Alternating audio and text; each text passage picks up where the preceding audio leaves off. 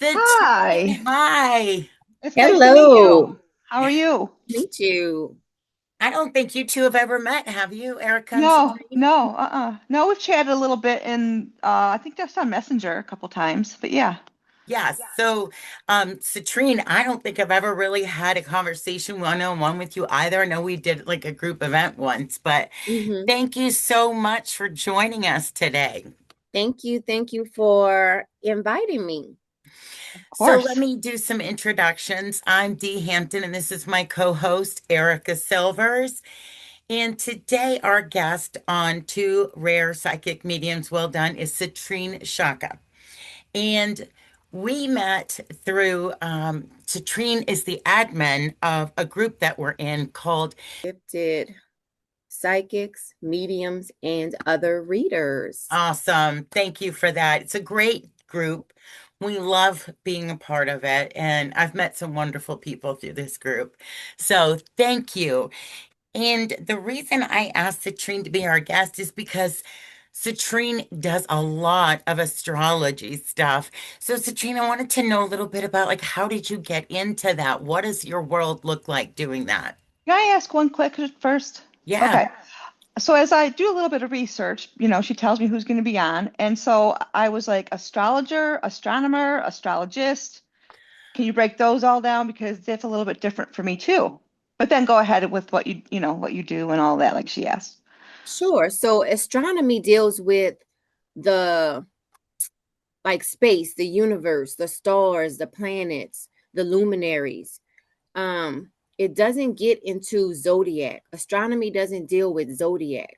Astrology deals with more with zodiac. They look at the position of certain stars, and that tells us what sign we're dealing with.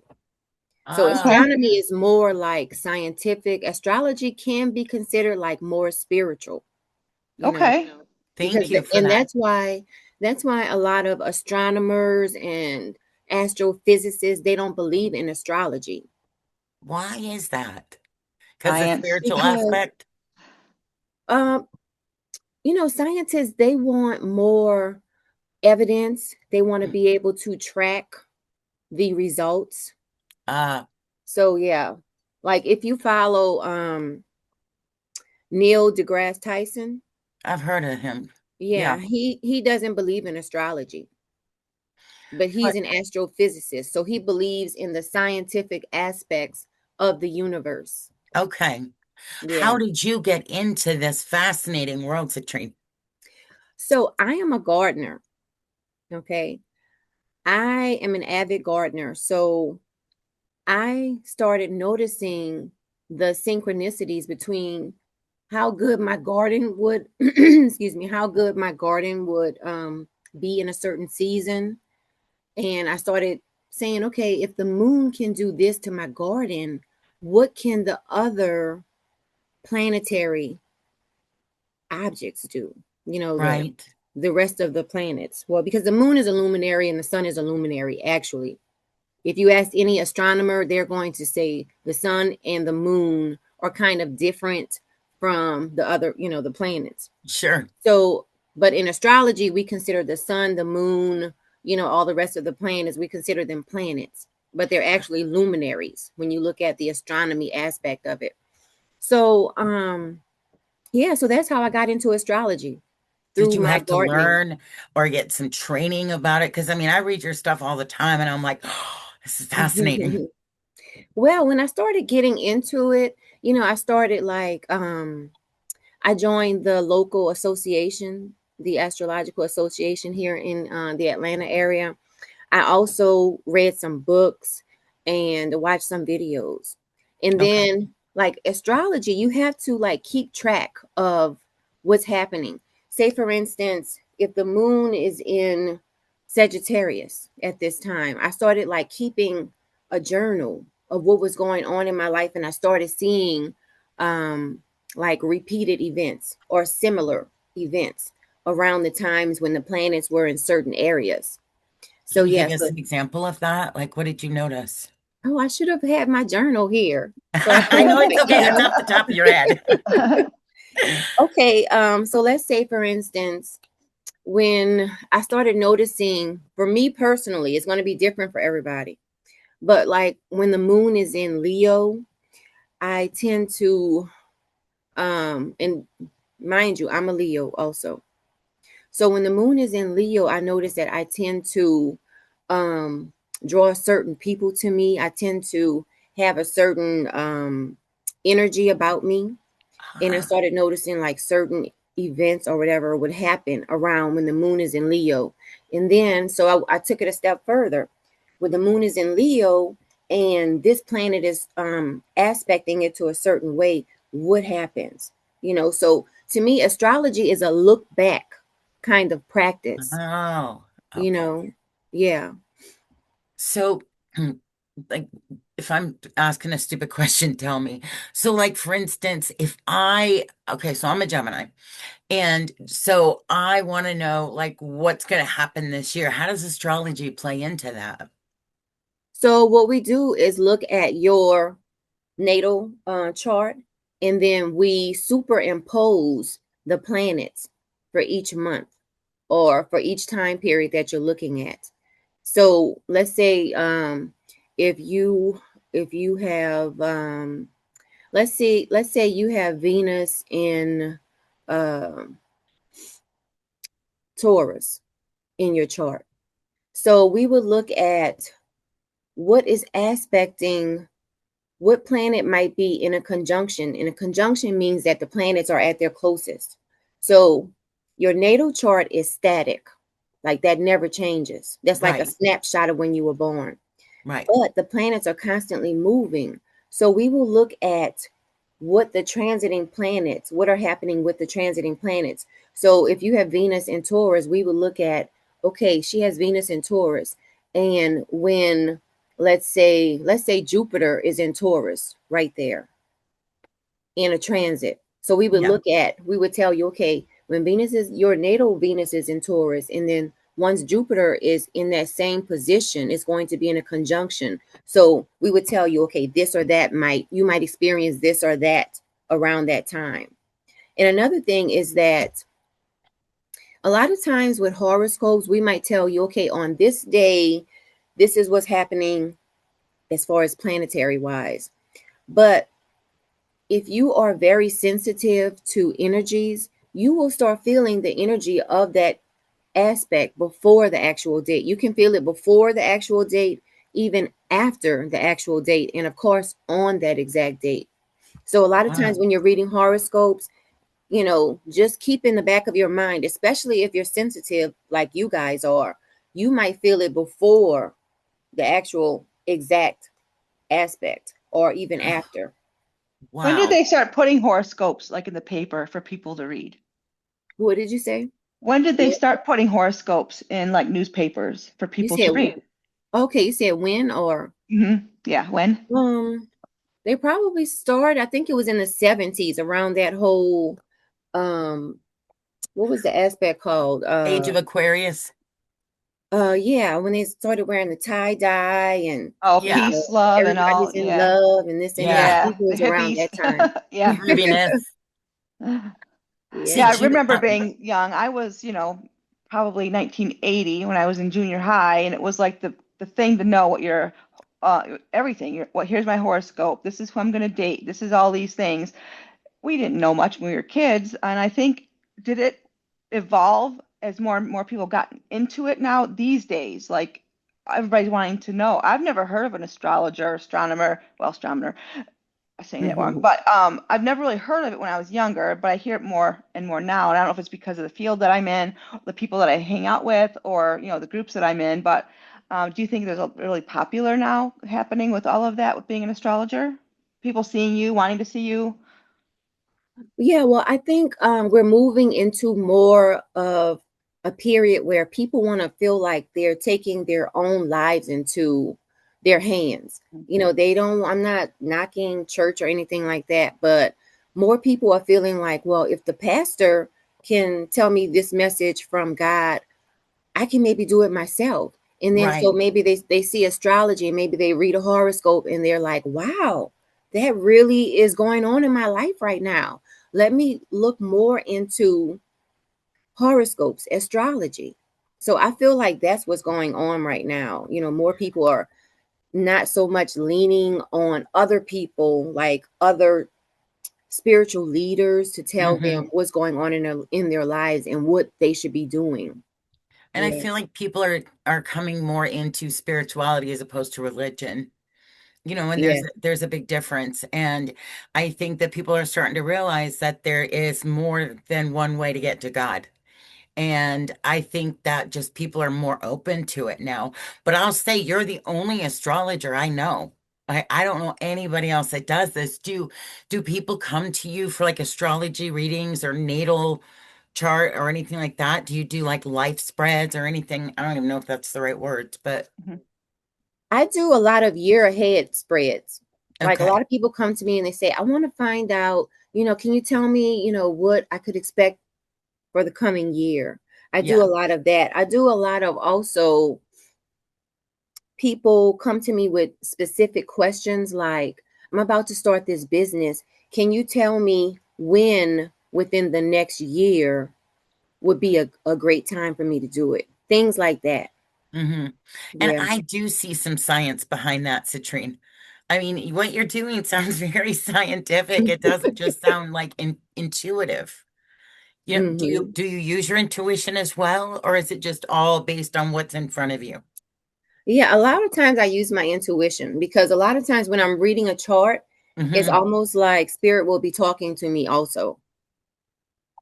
To help you read the chart, you mean? Like you can get it and see it and it's concrete what you're seeing, what you've seen, and then put it together with your intuition to get somebody a good, helpful healing kind of time, for them the next year.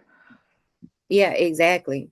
Like, because sometimes when I'm doing chart readings, I'm just thinking in the back of my head, okay, this is what Venus stands for. This is what Sagittarius stands for. And I'm just strictly doing that. But then spirit comes in and they like just show me different things related to that person that, and it's like maybe I could not have known that through looking Yeah, at the chart. right. So, do you have a website? I don't think I've ever even asked you that before. Yes, I have a website. It's metaphysicalmoonlighters.com. I'm gonna write that down. Oh, I okay. think I've seen it before. If somebody wanted to book a chart, or what would it be called? Not a reading, right? Yeah, What it can be called a reading. a reading? Mm-hmm. Would they reach out to you Reading. through your website? Yes, it can reach out to me through my website or email. A lot of people will just reach out to me through email because they've been referred. And my email address is citrinechaka@gmail.com. Do you ever host any like meet and greets with people? Like have like a big party and say, okay, you guys are all Sagittarius. You're gonna meet all of these who are Aries. Do you like ever organize that with people? I've never done anything like that, but I have hosted like sort of sister circles where we get together, we do meditations, and at one point we had like one person would do chart interpretations, the other person would facilitate the meditation, Oh, another cool. person would do the sound healing. A lot of time I love doing sound healing Mm. too. So I would be doing the sound healing, somebody else like, and then we would like take turns. Like one week I would do the sound healing, then the next week I would be the one doing the chart interpretations, things like that. So that was really cool. Mm. That's a great idea. How would you explain sound healing to somebody who's never heard of it, Citrine? So I would explain that there are certain vibrations that are healing, certain vibrations, certain frequencies, certain sounds are healing to Hmm. the body and to the nervous system. And so when you just, relax and you just focus on the sound and the vibration that you're feeling, it can facilitate healing within your body. Absolutely. That's a great way to explain it, a very simplified way that people can understand it. And you do the bowls? Is that what Yes, you do for the sound healing? Okay. I Uh, do bowls, I do rain, I do gong, I do drum. wow. I have my gong right here. That is so cool. One I of my love favorites is that. the rattle. I like the rattle. The That's what I rattle, like. I have my Yeah. rain stick here. Yeah. That is so, what is a rain stick? Can I see that again? Oh, okay. Let me put it up. And what does that do? Does that make a sound? Yes. Oh, very cool. Are you self-taught on all of Ye- this amazing stuff? Yes. And like this rain stick, a lot of times it's good. Like if you are scanning someone's body and you notice like there's like stuck energy, Mm-hmm. this is really good for getting that energy unstuck in that area. Oh, I need that. I need to get that. It's called a rain stick. Yes. Well, that's what I call it. It's a rain stick. Okay, I love that. Thank you. So you Yeah. do all the things. You do all, there's so many aspects to you. When I just, Yeah. I feel like what we do is we're not just doing it for, because, oh, that's what's cool right now. Like no, it is a part of me. And like what right? you do is a part of you. What you do is a part of you. It's like this is a part of us. We're not in this temporarily, you know. No, it's not a job. It's like you have to have a deeper reason, a deeper intention. And I think also, too, that people are starting to become aware of their need to heal physically, emotionally, spiritually, and like remember who they truly are. And I think there's so many different modalities that the people who need you find you. I just feel like Yes. that's my philosophy on that. And I think that we're all supposed to help each other and help each other to heal. So, my personal philosophy is like, I may have gone through something that was so horrific for me and gotten through it. Well, God, universe, whatever you connect with, is going to put somebody in my life on my path eventually that I'm going to be able to help get through it, something similar. Right. So I I agree. absolutely agree with you. It's just part of who we are. It's part of our soul. Do you do anything else, or is this your what you do to make others better or make people's lives better, Citrine? Well, I do a lot of grid work, which, I love to travel. I know So you by do. me, so I do a lot of grid work. I What is do a that? lot of, hmm. What is grid work? Okay, so grid work is when you travel to a certain place, and you infuse your energy into it, and then you accept the energy of the place into Hmm. yourself, so that when you go to a next location or your home location, it's almost like, how when you are cooking and you're putting everything into the pot, Right. and like sometimes when you put your seasoning, the seasoning stays in one spot, Yep. but when you start stirring it, it spreads out throughout your whole meal, whatever you're cooking. And Right. that's sort of like grid work. Like if we Ah. all stay in our location, okay, we only know the energy of this location. We can only vibrate the energy of our home Oh. location. But when we travel, we spread our Oh. energy out. I I'm see. going over here. I am accepting the energy of that place. When I go back home, unbeknownst to me, I'm spreading that energy, you That's know, crazy out. cool. I didn't It's know sort of like that. that. It's sort of like cooking, like spreading it around. And so as you do that, you're spiritually conscious of the invisible vibrations and energies that are being spread around. You know what I'm saying? Like, so yeah, Yeah. grid Didn't work. you go to Sedona? Oh, I love going to Sedona. I would Oh, go to I'm Sedona drawn. every year. I am so like that's on my bucket list. I am just so drawn to that. And I know I thought you had been there.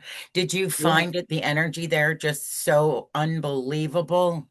Unbelievable. Right. Like I've traveled all over the world, and Sedona is like my favorite place. The energy there is just, you can feel it. You Why do can you feel think it, it you can is? see it. Yeah, you can touch it almost. Why do you think Sedona? Is it like on a vortex or something? Sedona has a lot of vortex areas, but Hmm. one of the main reasons why it's such a spiritual place is because of the hematite. The red rocks. Yeah. they're hematite, and when hematite gets wet, it like forms this reddish color. So that's what's going on in Sedona. And Sedona is on crystals. Like if you dig beneath the ground, like if you cut What? all of the red rocks down and I go didn't know beneath that. the surface, you will see crystals. In fact, one of my first times there, I went on a hike with Yogi Blair. I love the Yogi Blair, and he's a Leo too. And he took us on a hike. And while we were hiking, he showed us places you could see the crystals coming up Oh my from gosh. the ground. So Sedona, that's what's underneath, all of Sedona. And they're But Wow. clear. They're clear crystals, right? Clear. yes, Yeah. yes. Wow. And I just thought that was so amazing. So yeah, the hematite. So hematite is a very spiritual stone Mm, because when it's just in its natural form, or not, I don't want to say natural, when it's in its original form, you'll see it looks like a grayish silver color. right. But when it gets wet, you'll start seeing it sort of rust.